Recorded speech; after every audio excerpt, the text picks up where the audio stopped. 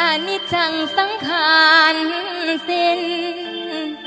เหลือแต่ดวงวิญญาณได้ลอยล่องยังมองคุณ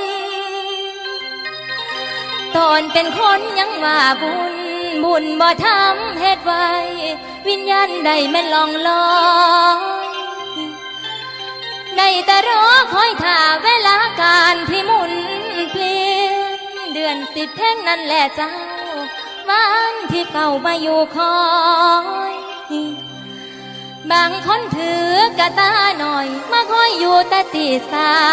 3ย้ำมาเดือน10แท่งเพิ่นปล่อยขึ้นมาบ้านเดินสวนกันพันยายหากันไปเอาข้าวสา